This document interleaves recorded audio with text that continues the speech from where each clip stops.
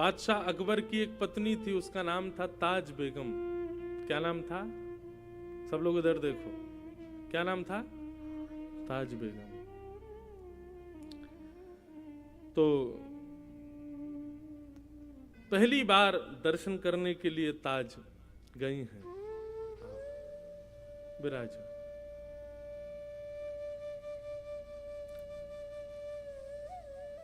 बोलो वृंदावन बिहारी लाल की। बहुत ध्यान से सुनना। ताज बेगम पहली बार अकबर के साथ गोवर्धन गई। अच्छा, अकबर के ऊपर एक चीज तो लगती है कभी कभी, अकबर के ऊपर कृपा तो थी ठाकुर जी की। वो वृंदावन भी जाता था, गोवर्धन भी जाता था तो वो अकबर ही, पर उसको संतों के दर्शन खूब हुए। स्वामी श्री हरदास जी ने बड़ी कृपा की, गुसाई विठलनाथ जी का बड़ा आश्रय प्राप्त हुआ अकबर को। था तो वो मुगल, लेकिन उसके शासन में, अब मेरे पढ़ने में ना आई हो तो बात अलग है, लेकिन जहां तक मैंने देखा कि उसने कभी मंदिरों को और किसी भी हिंदू वैदिक सनातनी को कभी ज्यादा कष्ट तो नहीं दिया। दर्शन आदि करने देता था सबको। आपके ओरछा के राजा मधुकर शाह जी भी मित्र थे अकबर के। तो अकबर ऐसे कभी कभी दिग्विजय के लिए घूमने जाता था। गोवर्धन गया, गुसाई जी से प्रार्थना की कि हमको श्रीनाथ जी का दर्शन करना है। गुसाई जी बोले देखो हमारे मंदिर का निधान है, विधान है कि केवल वैदिक हिंदू ही भीतर प्रवेश कर सकते हैं भगवान। तो आपको दर्शन की यदि इच्छा है तो हमने एक ना मंदिर में खिड़की बनवा रखी है, वहां से हम दिखा देंगे ठाकुर जी आपको।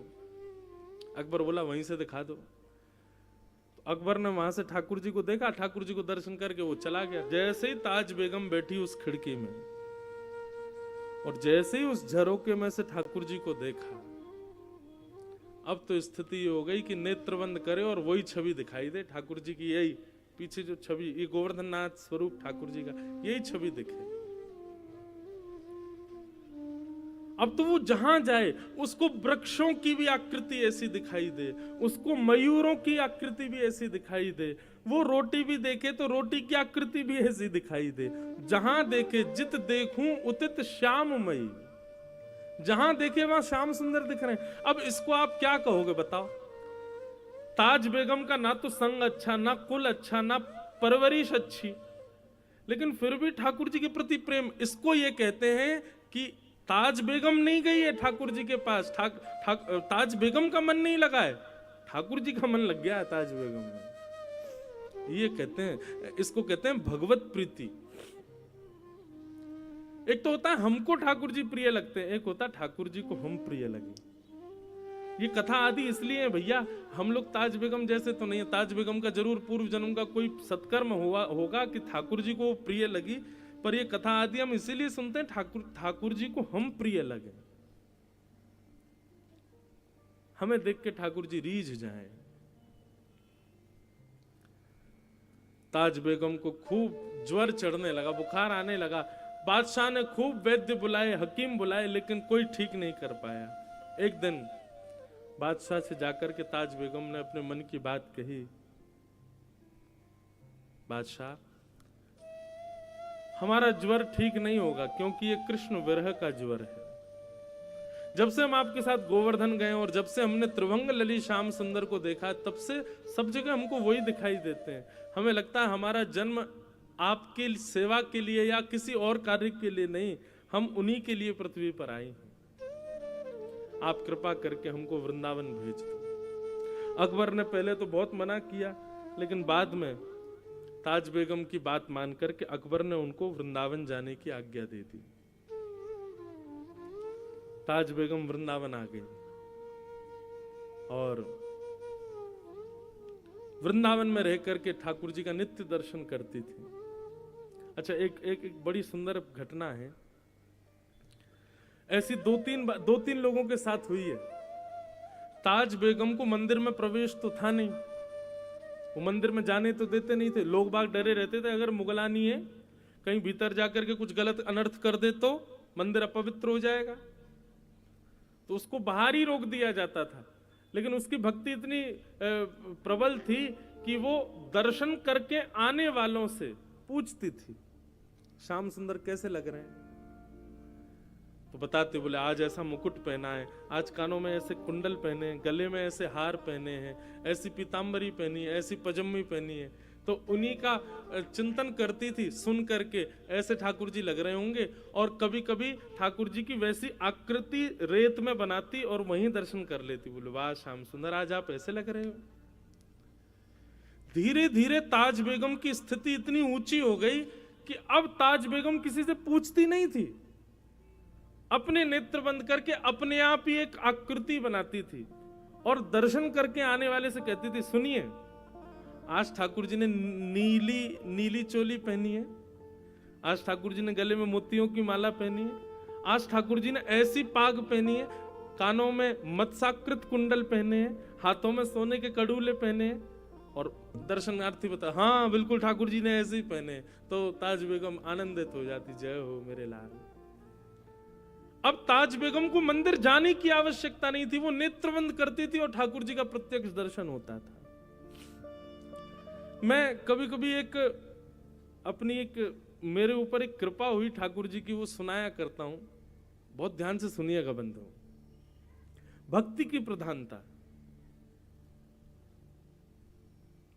कभी आप मंदिर जाया करें ना ठाकुर जी के, चाहे आप वृंदावन जाओ, चाहे आप महाकाल जाओ, चाहे आप टेकरी हनुमान जाओ, कहीं भी जाओ, ठाकुर जी आपको स्वीकार कर चुके हैं, इसका प्रमाण लेकर के जाओ। और वो कैसे कि बिना दर्शन किए पहले ही सोच लो, आज ठाकुर जी ऐसे दिख रहे होंगे, आज ठाकुर जी की जो वस्त्र पोशाक होगी वो इस रंग की होगी, आज ठाकुर जी गले में माला जो होगी ना वो मोतियों की होगी, आज ठाकुर जी के श्री अंग पर जो पुष्प होंगे वो मोंगरा के होंगे या गुलाब के होंगे या कन्नेर के होंगे। जो विचार करो, 2-3 चीजें विचार करके जाओ, उनको फिर जाकर के देखो ये आज ठाकुर जी ने ऐसा कुछ किया है कि नहीं।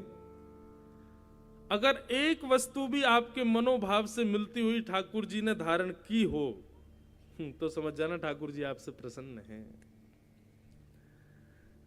हमारे प्यारे गिरधर लाल जी का प्रथम जन्मोत्सव हुआ नाथद्वार में। तो नाथद्वारा में नियम क्या था कि कथा सुबह होती थी, शाम को उत्सव होता था। हम इतने व्यस्त हो जाते थे उत्सव में कि मैं नाथद्वारा श्रीनाथ जी दर्शन करने नहीं जा पाता था।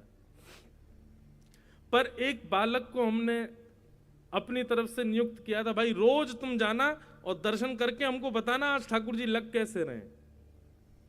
ठीक है।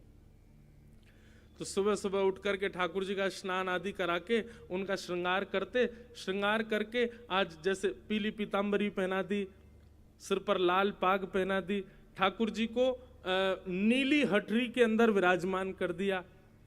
और इतने में 8:30-9 बज जाते, मैं तुरंत नाश्ता करके कथा में, वहां राजभोग आरती जब होती नाथद्वार में, उसके बाद कथा विश्राम होती थी 1 बजे। तो दर्शन में कर ही नहीं पाता था। तो पहले दिन व्यास मंच से उतर करके जैसे गया तो वो बालक खड़ा था, उसको मैंने बुलाया। मैंने हाँ भाई दर्शन कराए तुम ठाकुर जी के? मैंने कहा हाँ। कैसे लग रहे ठाकुर जी? वो ठाकुर जी ने आज पीली पीतांबरी पहनी है, सिर पर लाल पाग पहनी है, गले में मोतियों की माला पहनी है और ठाकुर जी नीली हटरी में बैठे। मैंने कहा हमारे लाल जी की नहीं, मैं कह रहा हूँ श्रीनाथ जी ने क्या पहना। बोले हम श्रीनाथ जी का ही बता रहे हैं।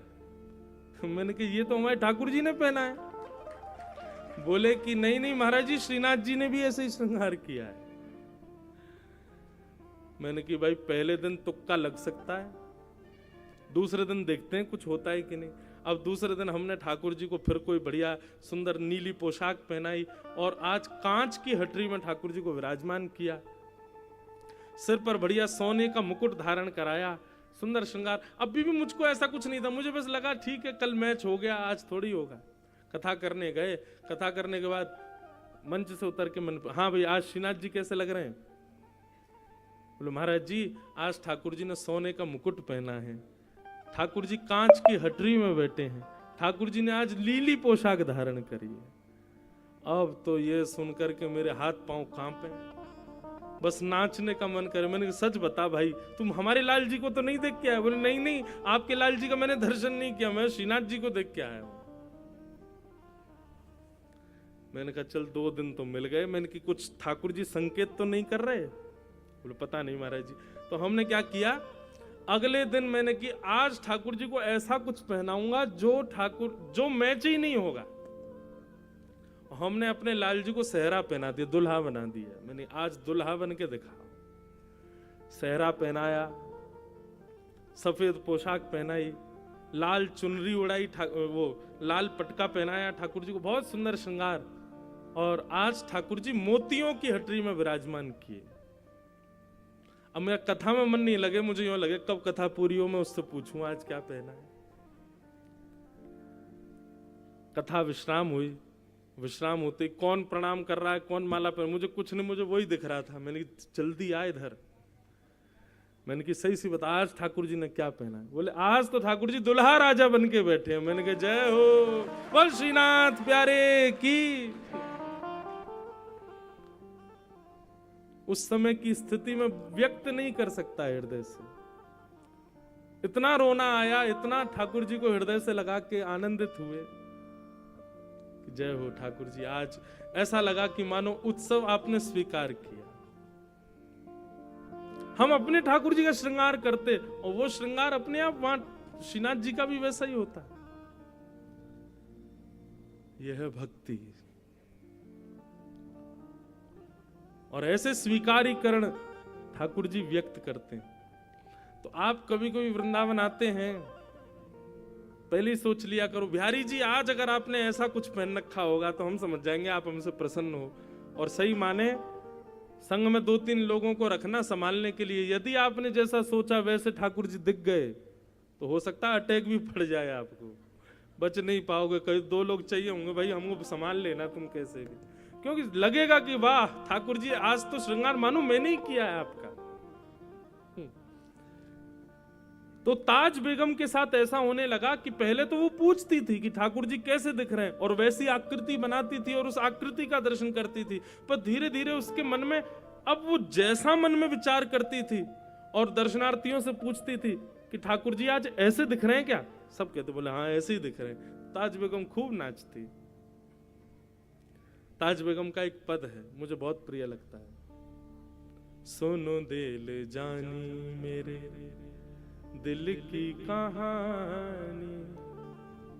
मुगल थी ना इसलिए मुस्लिम शब्द है, उर्दू शब्द है उसके पद में। सुनो दिल जानी मेरे दिल की कहानी, तेरे हाथ हूँ बिकानी, तेरे हाथ हूँ बिकानी, बदनाम भी सहूंगी, सुनो दिल जानी मेरे।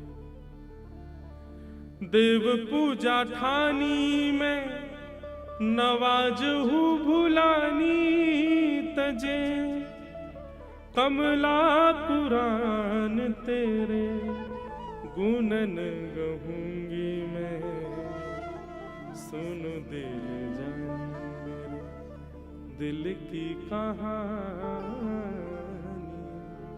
तेरे हाथ हूँ बिकानी, तेरे हाथ हूँ बिकानी, बदनाम भी सहूंगी, सुन दिल जानी। नंद के कुमार कुर्बान तेरी सूरत पे,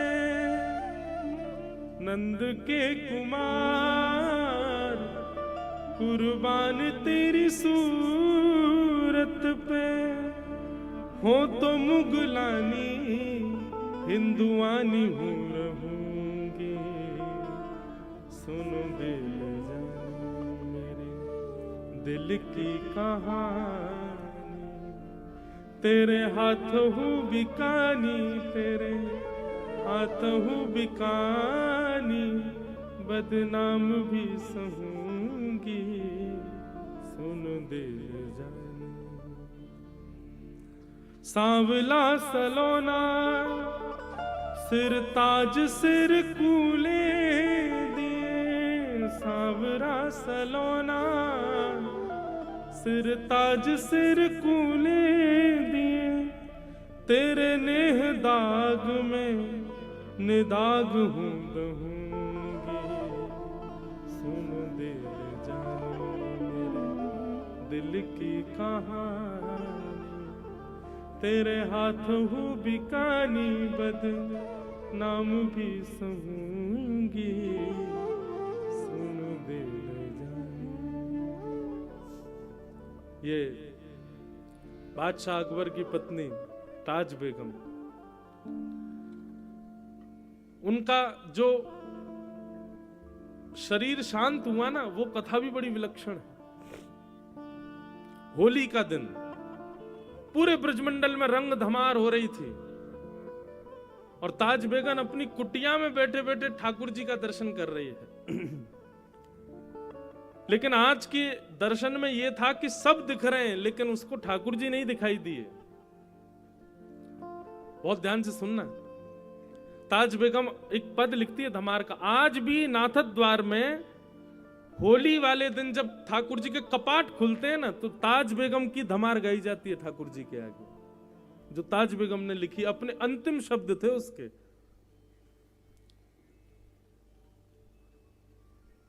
मुझे याद नहीं है पूरी धमार, पर बहुत बहुत अच्छी धमार है वो। बहुरी ढप बाज रहे, ऐसे उसका प्रारंभ है। बहुरी ढप बाज रहे, ढप बजते हैं ना हमारे वृंदावन में जब होली होती है, तो गाते गाते वो पूरे ब्रज का वर्णन करती है। नंद बाबा अबीर उड़ा रहे हैं, यशोदा मैया गुलाल उड़ा रही हैं, गोपियां एक दूसरे के गाल पे गुलाल लगा रही हैं। अरे कहां तक गए, गैया भी एक दूसरे से अपने अंग को रिगड़ करके होली खेल रही हैं। ग्वाल बाल सब यमुना जी में कूद रहे हैं। इस प्रकार पूरे ब्रज का दर्शन करते हुए अचानक लिखते लिखते वो रुक गई। 5-6 पंक्तियां लिख दी लेकिन अभी तक ठाकुर जी नहीं दिखाई दिए उनको, सब दिख गए। सबके वर्णन करते करते करते करते करते तभी ताज बेगम के मनोभाव में दर्शन दिखता है कि असंख्य गोपियां सुंदर गुलाल अबीर उड़ा रही हैं। गुलाल के एक जैसे मानो कोहरा जैसे पड़ता है, ऐसे गुलाल का कोहरा पड़ रहा है और उसमें मधुर मोर पिच्छ दिखाई दे रहा है। थोड़ी सी ठाकुर जी की वंशी दिखाई दे रही है। नीलांबर ठाकुर जी लाल लाल गुलाल के बीच में से जैसे ही निकल करके आए, ताज बेगम को लगा मानो प्रत्यक्ष ठाकुर जी सामने आ गए। और वो दर्शन करते ही आधा अधूरा पद लिखा था, वहीं ताज बेगम के प्राण निकल गए। तो वर्णन करते हैं ताज बेगम अपना पद पूर्ण नहीं कर पाई और उनके प्राण निकल गए। तो जो अधूरी एक पंक्ति रह गई थी ना, उस दिन जिस दिन ताज बेगम के प्राण निकले, उस दिन आकाशवाणी हुई वृंदावन में और स्वयं श्री राधा रमन लाल जी ने अंतिम पंक्ति पूरी की। नृतत आवत ताज के प्रभु, गावत गीत धमार। ये ठाकुर जी की पंक्ति। सब रस चर्चाएं बंधुओं, सबके समझने के वश की बात नहीं, पर अद्भुत है।